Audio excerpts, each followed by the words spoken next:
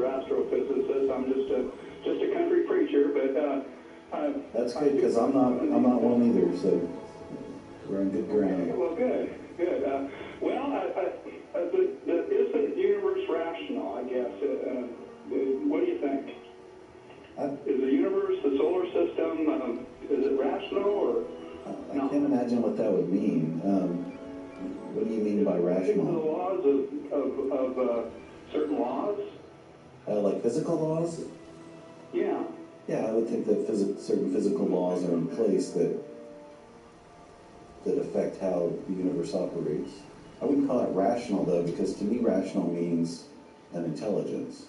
I think the question would be, if I can just interject to facilitate for one moment, I will allow this discussion to continue, but I'm thinking what you're asking is, can it be rationally understood?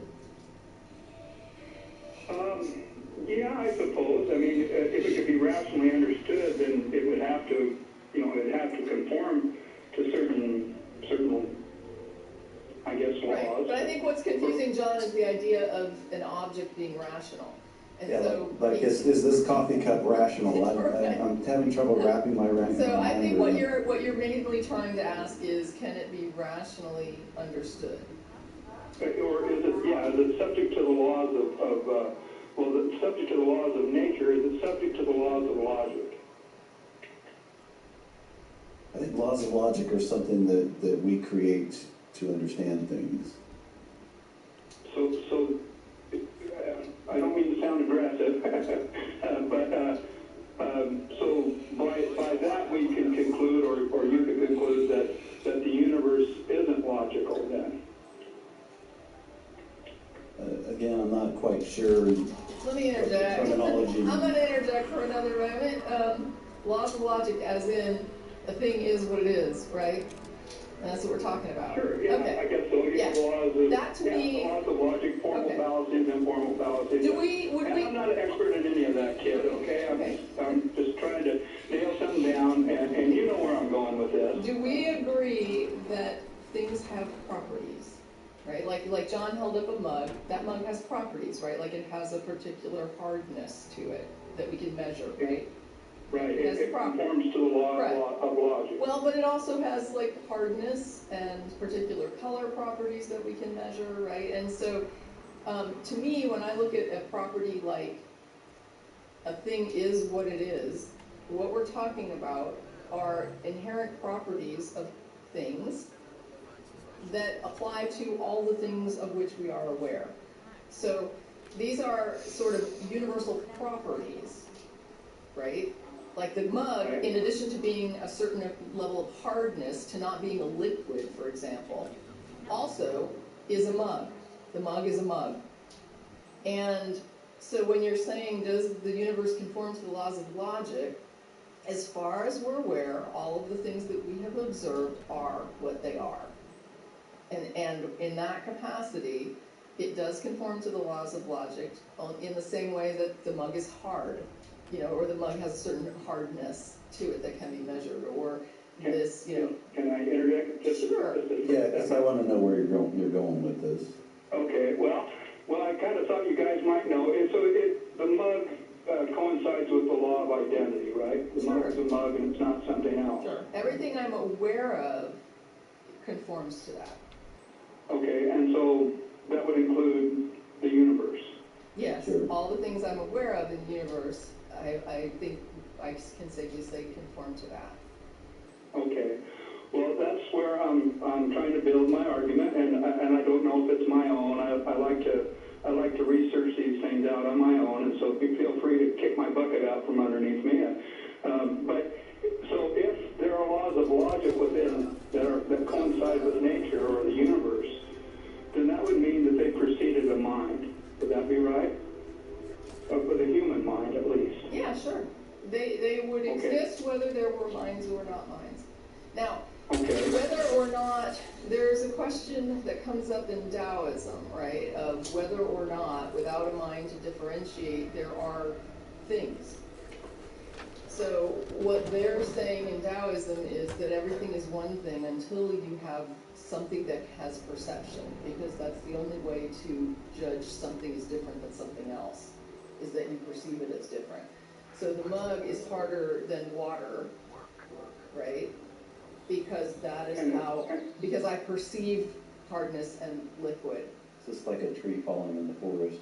Yeah, so there is this question of, is the universe one thing until you have a mind to start distinguishing the things, right? To perceive it. Sounds like, did you say Taoism, T-A-O? Yeah, it's pronounced Taoism, but it does, yeah, yeah. Okay. So there is a question there about whether or not there would be things without a mind. Okay. Well, that sounds almost like it's gotten into a little bit of the quantum stuff, where like the quarks, that sometimes they're here, sometimes they're not. If that's I'm not a true, physicist. then they were way ahead of the game, because this is an ancient religious or philosophical position. I don't think they were aware of quantum physics at the time. They were thinking this through. They might have been aware of some drugs, but I don't know about how they probably didn't understand quantum physics, is my guess. Well, I like what one apologist said. He said, you can't not take any worldview, legitimate worldview that's out there unseriously. Right. You have to be able to take it seriously, research it, and those kind of things. That's what I'm trying to do with naturalism, is to say that naturalism can't be dependent on the for logic. No, but can it be dependent on a human mind for distinction? Well, I guess I would need to know what you mean by distinction. The difference between that mug and water, is it different if there's no mind to compare the things? Or is it just stuff? Right? And so... That's a good question. I'd have to ask, would that be relevant, though, to the existence of logic? Well, if you're saying without a mind, is the mug a mug? I'm saying that without a mind, there may not be mugs. I mean, not in the sense that we understand a mug, because our understanding is the mind. And so, And the same would be for logic. Right. Without a mind, it's just stuff. It's just atoms. So I can say, without fear of contradiction on my end, as the theistic end, is that there is a mind. It's the mind of God. Well, that's an assumption. We know you think that because you're a theist, but right. But you'd have to demonstrate that as a reality, right? So if there is no the God, existence of logic prior to the human mind. That doesn't mean that how do you get to God from there? The issue here. There has to be a mind. No, there doesn't. Logic, right? No.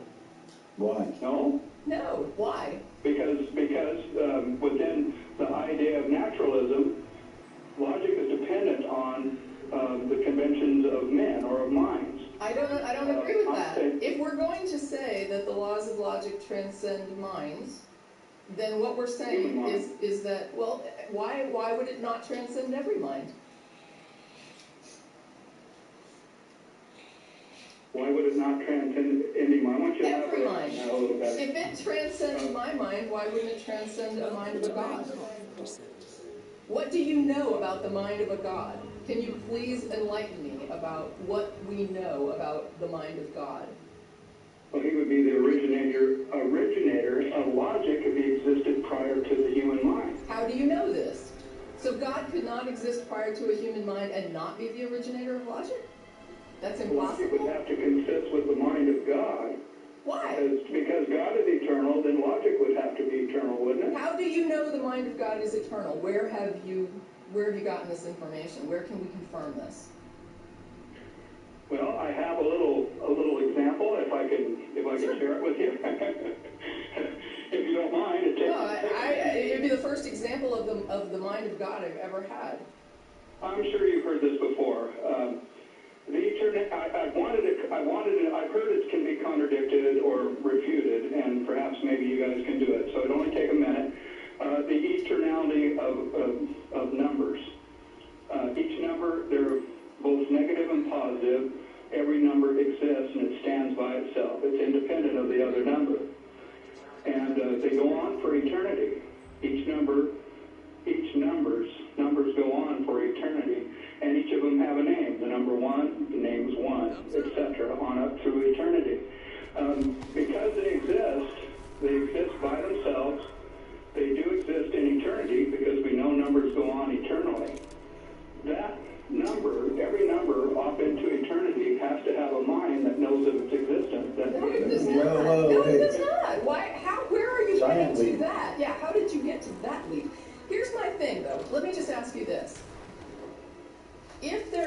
God, then God is not the author of the laws of logic, correct? If there is no God, then God... yeah. Is that correct? Is that correct? I'll go okay. Well, I mean, it has to be correct. If there is no God, then the laws of logic are not a product of the mind of God, correct? I guess what I'm leaning towards, I'd say without God, there can be no laws of logic. And here's my thing. Things that do not exist cannot be the cause of other things. Is that true? Things that do not exist? Right, cannot be the cause of other things. Is that what you said? Yes.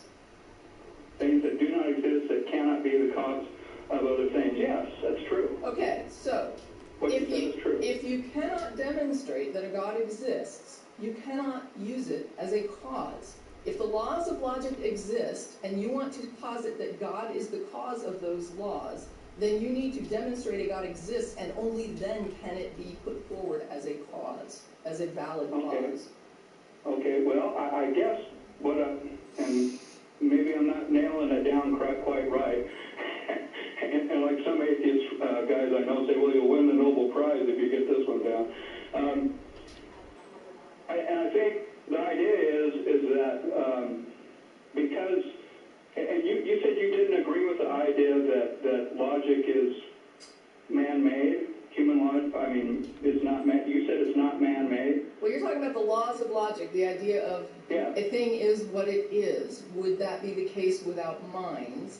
And I'm saying I don't really know. It kind of depends on nuances of how you distinguish between things. But in general, the stuff that is would still be, and it would still be what it is, whether the mind was here or not. Now, whether there would be a mug is another question.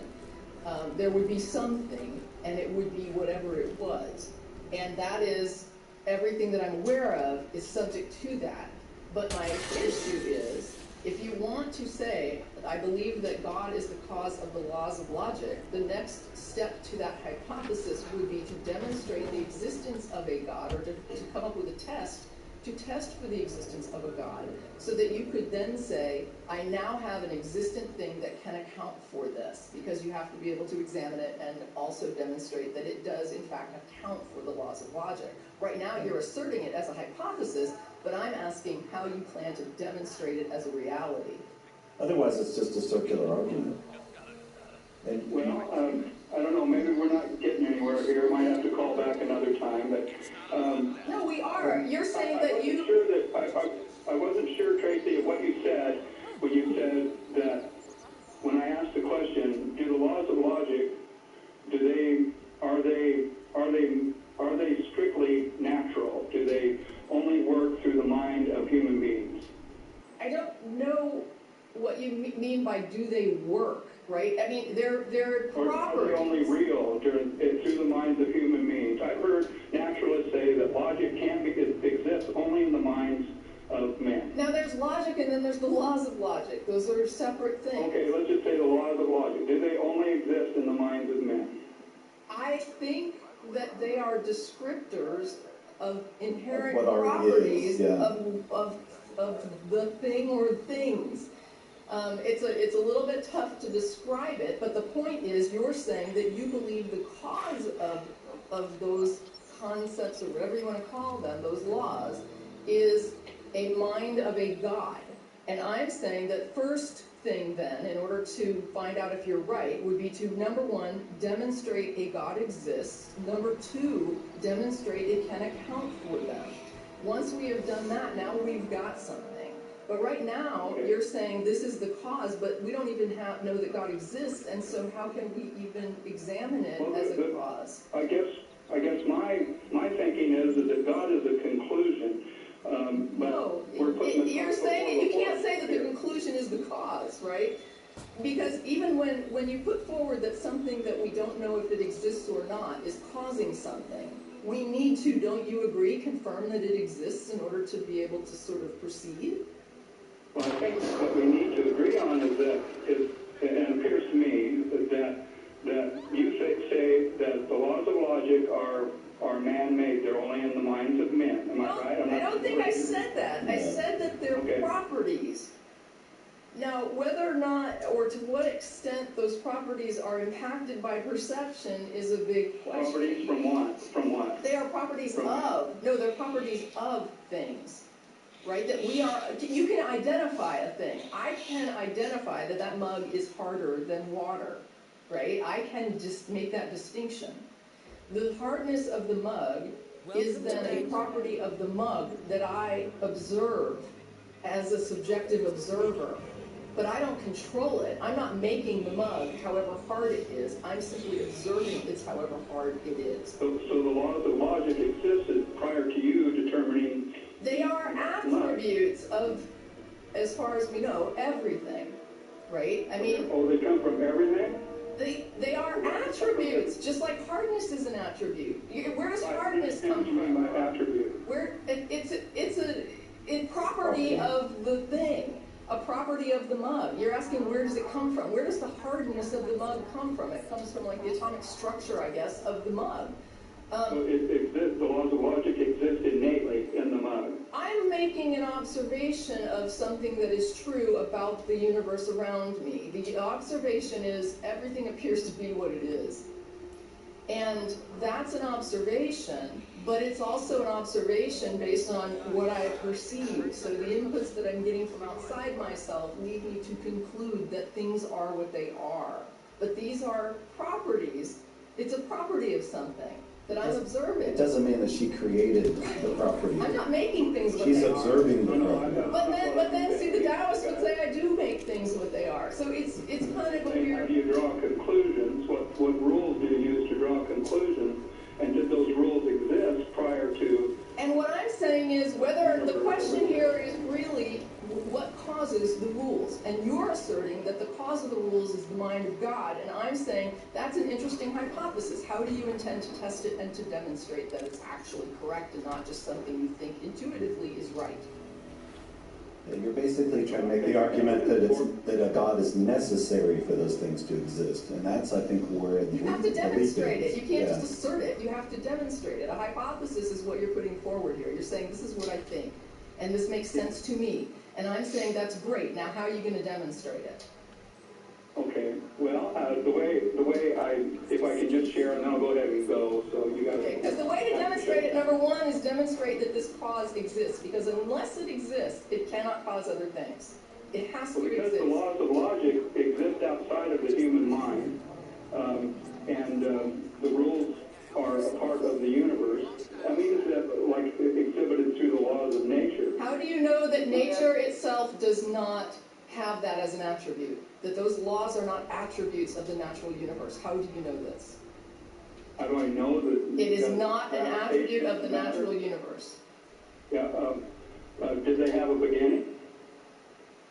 I don't know. Possibly not. Has gravity always existed? I don't know. Okay, so I don't know is your answer for the laws of nature, including gravity, matter, light? Well, if you're asking me when did they originate or did they have an origination, my answer is I don't know. If you're saying did gravity exist prior, for example, to this universe, I don't know. I don't know what existed prior to this universe. So yes, that's my answer. If you're asking what existed prior to the incarnation that we live in now, I don't know. Okay, well, that leads to another question, but I'll save it for another time. Unless you want me to go on. No, we do have other calls. I did want to say, though, that you kind of said you developed this on your own, but this is something other people have come up with. It's called the Kalam cosmological argument. And the problem is that basically it's a giant leap, like we were trying to explain, that logic exists, therefore it must have come from a God. And the other problem, and that's the thing that I can never get past. Well, the other problem with an argument like this is that this is not the reason anyone believes in a God. This is literally masturbation, mental masturbation. This is people just going off and arguing to argue, because this is not the reason anybody believes in a God. This is an excuse that people use to tie up other people in useless philosophical discussions that really aren't relevant to why people believe or don't believe that God exists. It doesn't really help answer the question at all, and it's not really intended to. It's intended to be a diversion. Thank you very much. Okay, now you're gonna pick the next one because I said you were gonna answer that one, but You had to jump in. yeah, so I want you to pick one that you're confident with. And we're gonna have you talk. You're gonna talk. Well, I've heard that before. I know, you're making me a liar. I'm making you. Oh boy. Pardon, Ferris. Well, I don't want to do polite. Hey, whoa! I mean, you don't have to announce what's on the call. Sorry. We'll get to you. Don't worry there, number caller. We're not saying we won't get to you, just John doesn't want to take that one right now. Let's do Connor on line 2. Okay, we're gonna do Connor on line 2 in Kansas, Eucharist miracles in Italy, bread into flesh, wine into blood. Hi, Connor. You're on with Tracy and John. Hi, how are you guys doing? We're doing well. How are you? Oh, I'm doing all right. Hanging in there. Just got done with finals week last week. Oh, good. Yeah. So my question was how you would, since you do not believe in God, how you would describe the Eucharistic miracles that happen, even still to this day. I don't believe that they actually happen. Yeah. Okay. So the specific one would be the miracle of Lanciano, where a priest was celebrating Mass and holding up the host in the consecration, and it started to bleed, and it was turned out that it had turned to flesh, and the wine turned to blood. And then they examined it in the 1970s in Siena. A professor from Siena and his assistant, and they found out that the flesh is human flesh and the blood is human blood. That the flesh is actually from heart tissue that cannot be extracted without killing the person, but yet it was still living because it had white blood cells. And then also that the 5 droplets of blood, when you weigh them each separately, they all weighed a specific gram amount. I think it was 1.83 grams. And then when you weighed each one of them together, they all weighed the exact same also. Same if you weighed 2 or if you weighed 3. I'm not familiar with this specific story, but what I'm hearing is a bunch of claims about what happened. Mm-hmm. I'd be real interested to know who the they was who actually analyzed this and where I could find their study. I would want to know things like was this host, does it have a chain of custody for how it got from the priest's hand to whatever vessel they tested this stuff in? I would want to know how they know it was the same substance. I would want to know who witnessed things bleeding. There's a lot of questions I would have about that. I wouldn't just accept anything at face value, especially something that's, especially a claim that's that. Yeah. Well, I mean, that's fair enough, too. Fair enough. The blood was also consistent with that taken from the Shroud of Turin, too. It was the same blood type.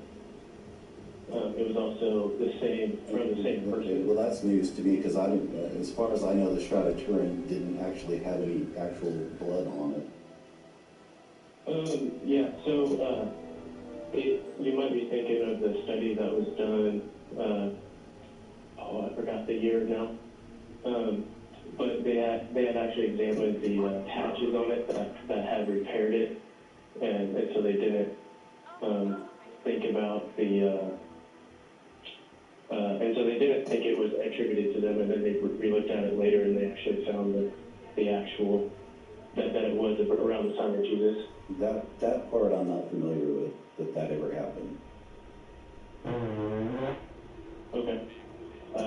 But in general, sure. All I can do is tell you how I would approach as a skeptic claims like that. Mm-hmm. And I would, there would be a lot of things that I would need to know before I would accept that a miracle happened. Okay. In general, then, what would you? I mean, given these claims given to you, would you then to think that, well, maybe there is a God? Or at least like being open to that idea? Or Well, I'm always open to that, but we kind of, I don't know if you were listening to the prior call where we were talking about somebody who allegedly, restored sight to a blind girl, and Tracy made the point that, well, if this could be demonstrated and repeatable and he healed a whole hospital full of people, all we could say is that this person has some kind of unknown healing power. That doesn't mean God. That doesn't mean Jesus. That means we don't know. And so I would say, I would answer the same thing about this. If a guy had a host that turned into flesh and blood, why do you leap to God? I think, well, it's because of where it happened and when it happened. Where do they have the fragment today? Where are they holding it? Like, where's the sample? I believe it's in Italy. That's a big place. Yeah, I know. So is it preserved? It is preserved. It's in a monstrance of sort. I believe maybe in Siena, because that's where the assistant professor was from, and that's also where it took place, was in Laciano, Italy. Oh, wait a minute. Okay, wait. So That's something we would have to look up. no, I did look up, and I might be. All right, I might be confusing this, but there's a Eucharist miracle that's logged online as the Lanciano, Italy Eucharist miracle, and it's the 8th century. Is this the one you're talking about? That would be correct. Okay.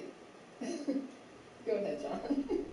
So this happened in the 8th century AD. And they tested it against the Turin. And they tested blood types in the 8th century? Or they tested it today? No. They tested it in the 70s and 80s. Oh, but the alleged transformation occurred in the 8th century. In the 8th century. How do they know that this happened? Just Yeah. stories handed down? Okay, so it's a story. Because it's been in sight since the 8th century, so everybody has been able to see it, and then they tested it in the 70s. Well, I might believe that they have a vessel that has some human flesh in it, but that doesn't mean that the story is true. Yeah, but that flesh is alive with white blood cells, and if you know, I'm not sure on your background, but I mean, the blood can only contain white blood cells if it's alive and not in the air, because then they die very immediately.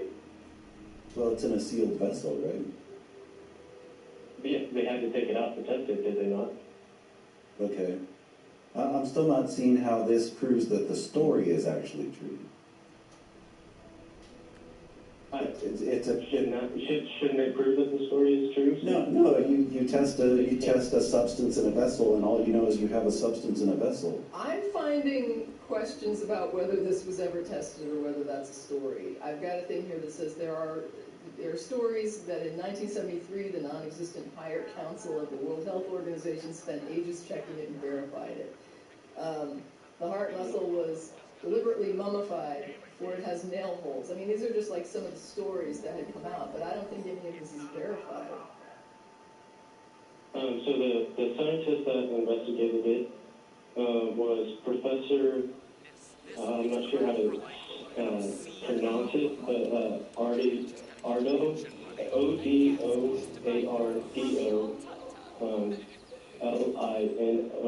Linoli. He was a professor in anatomy and pathological histology and in chemistry and clinical microscopy. And I think it's fair to say that this professor wasn't around in the 8th century when this miracle happened, right? Well, I think what he's saying is that this guy would have tested the preserved fragment against the Shroud of Turin. I think that's the claim the caller is making. Oh, I thought that was just an aside, and the main point was that the communion host turned into flesh and blood. Or are you more concerned that it matches the Shroud of Turin? Both. I think they both can hold on their own. I also think that they can both can go together.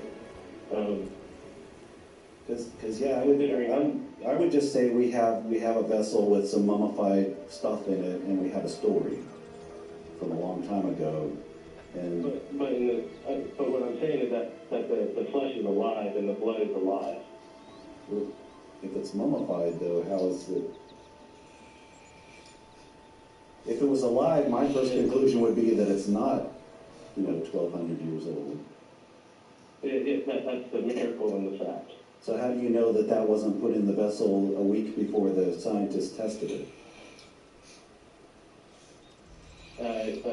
Because the white blood cells would have died within the week. Okay, the day before. The white blood cells would have died the day before. I mean, the white blood cells in it cannot survive very long. Also, you'd think that the scientists would be able to say, hey, yes, this is from yesterday. It's not from 1,200 years ago.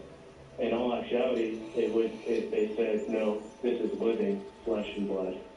I still don't see how that gets you to 1,200 years old.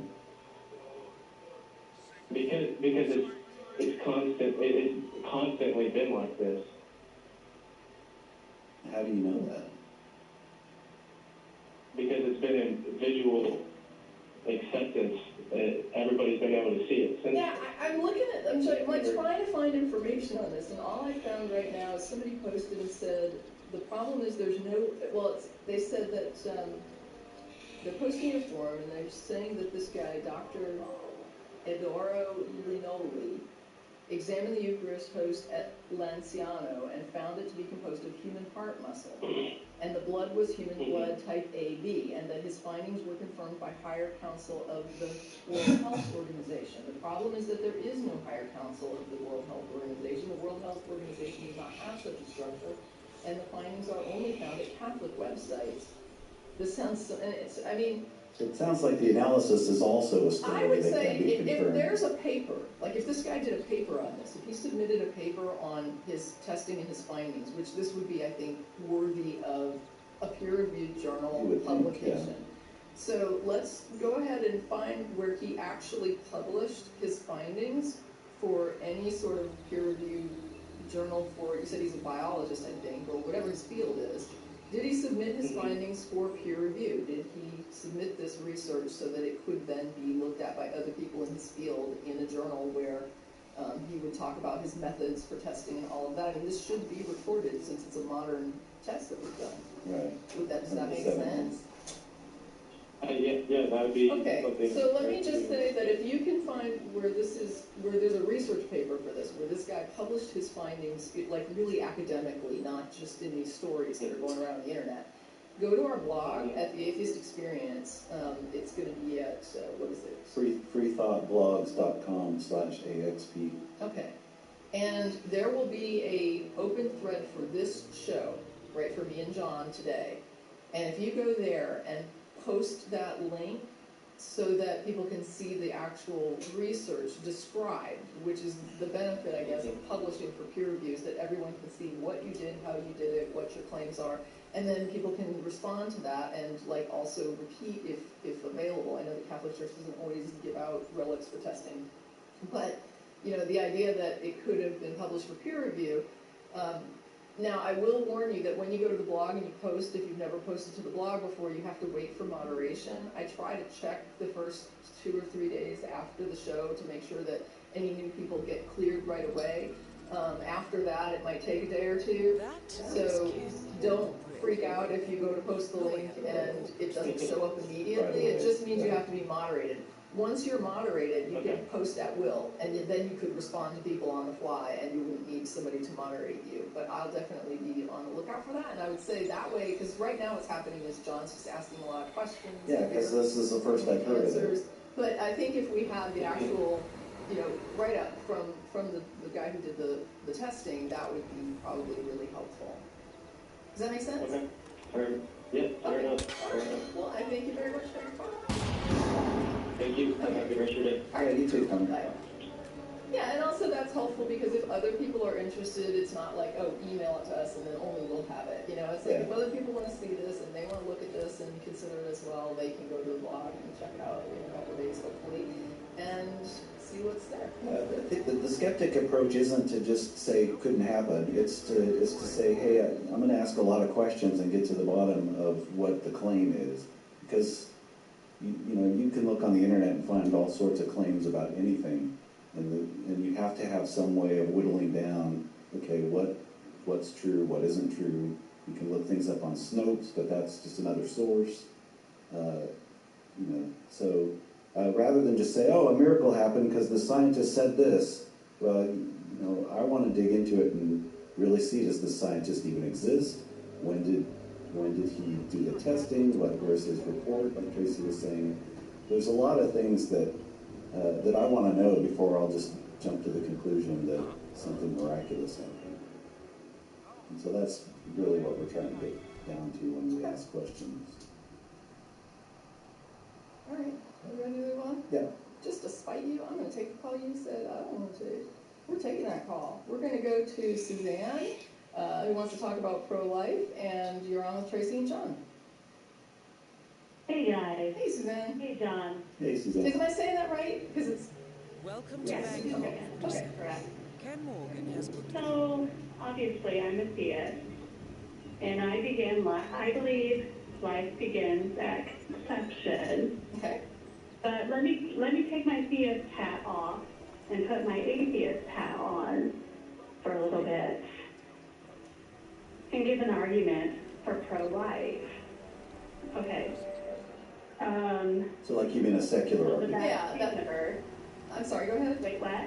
He was just saying what you're giving is a secular Argument for pro-life. Okay, sorry. That's okay, no. Oh, no, I'm sorry, I'm clarifying, I'm not correcting you. I am a theist. I'm not. But that's fine, you can still put forward a secular argument, so go ahead. All right. So the vast universe, right? It's huge. It's giant. Then we have our solar system. And then we have the planet Earth. And we have some lady who gets pregnant. Okay. So this lady who got pregnant, the egg, with all the sperm that were swimming toward that egg, the one sperm won out and got the egg pregnant. And if that egg survives God, the mass, what do you call it? God, the mass abortionist. I mean, ultimately, if pregnancy survives miscarriage, sorry, I'm a little... Let's just say, if the egg implants, a pregnancy occurs. Right? Right. And if it doesn't spontaneously miscarry, you're talking about. Right. Well, it's still... Yeah, yeah.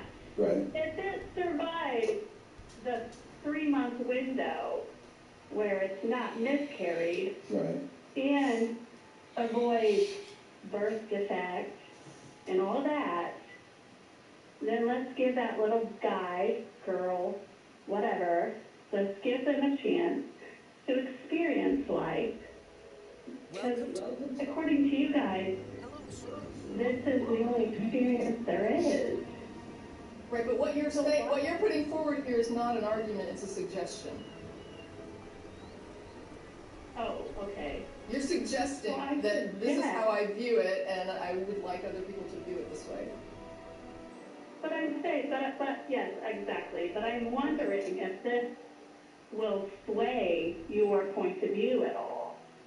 It's not going to. What you're trying to argue for would be, if I understand right, you're arguing against pro-choice, right?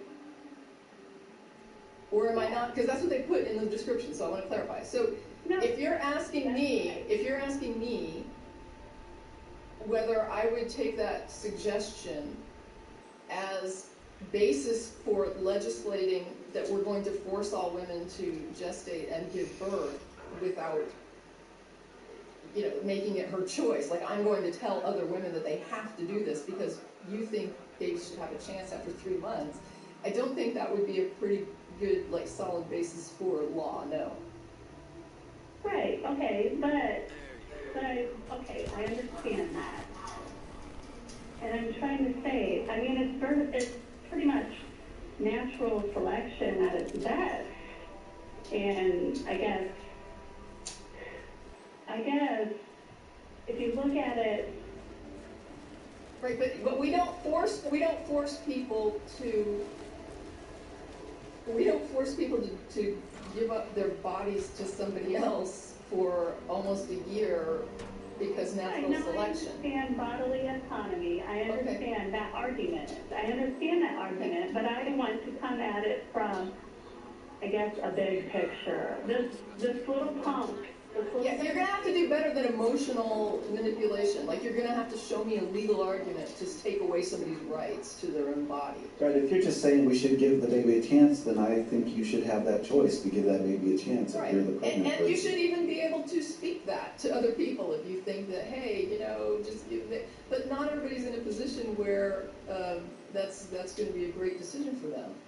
And that's the thing. It's okay. Yeah, you have a good point. Yes, it is an emotional argument.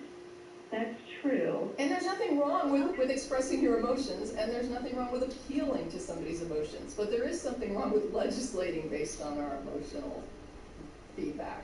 Okay. Right. But what I was trying to do is just see if this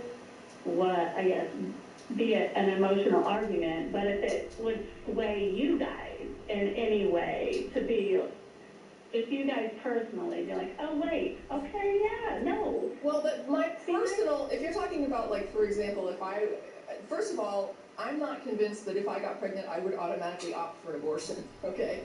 So I may already be sympathetic to the idea of, in my own life, with my specific situation, if I were to turn up pregnant, which would be quite the miracle, but if I did, I would probably say, hey, let's try to have this baby because I can do this, But that's not something that is going to sway my position on whether or not I'm going to dictate to another woman what she has to do.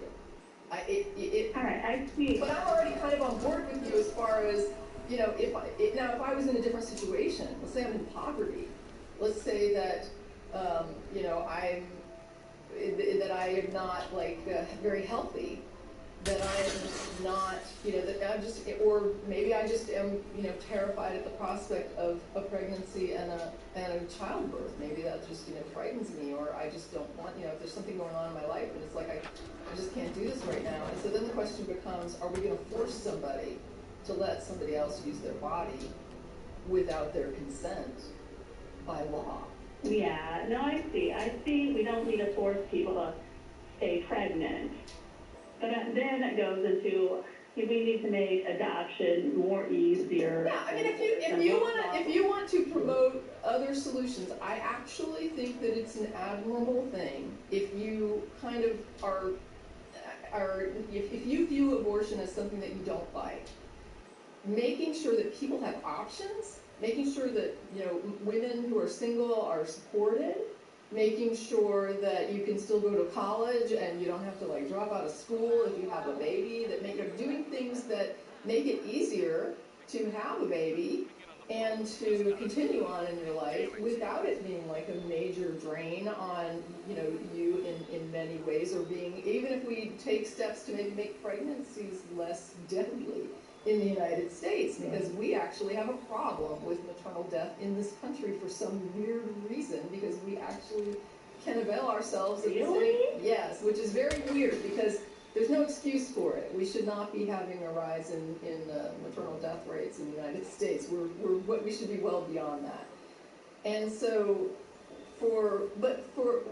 that's something we can beat, right? So what I'm saying is, applause to you for saying, I don't really like the abortion solution, so I want to make sure women have lots and lots of other options that make it real easy for them to have a baby, because I'm on board with that option, and I want to make sure that it's easy for people to do that and it doesn't become a huge hardship to have a child. A lot of people aren't that forward thinking who are anti-choice. So you get the cookie for that one. And I would say that you are in that category of personally being pro-life, but being broadly pro-choice. I think that you're not in a place where you're ready to make it the law that no woman gets to choose and that they all have to have these babies. But I think you're more of a personal pro-life person who is like, I would probably go to the wall to have the baby, if I had to. I would do whatever, to make that okay. And I think that's okay. And I actually appreciate that about your call as well, which is you show that there can be a distinction where a person can have empathy and a person can have, that love of that new life and that love of babies. I mean, that, they're cute, right? And they're, a lot of us feel like, probably a little I mean, we all, I think most people react positively to seeing a baby. And not everybody, don't get me wrong. Yeah, and if they survive the womb. I get what you're saying, but it's like I also understand everybody's got their own unique situation, and I can't speak for everybody. In my views, Yeah, it's a legislative issue. I mean, we need to turn people's heads, turn their minds around. Just, yeah. So I really wish that when people frame it, though, it bothers me when it's like when people assume that pro-life is this antithesis of pro-choice. I'm sorry that has been stolen by people who just want to force gestations, because I see pro-life as being more someone like you who basically says, for myself, I would have the baby, and I want to make it easy for other people too. I don't want to make it hard for people to have children and then hammer them for having an abortion, because I don't think that's right. And so at least you're there. I mean, a lot of people have no empathy whatsoever for the women that are involved. And so I really, am appreciative of your attitude on that. But when we call it I prefer to call it anti-choice, because you're not anti-choice, but you are pro-life. And people sometimes jump on me and they're like, oh, you're being just like argumentative to label it anti-choice. You're anti-life. But no,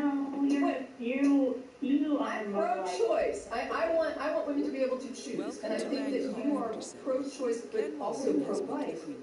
And I think that when people are wanting to legislate and take away the choice, that should be labeled anti-choice, because they're against giving people a choice. You're not that. You're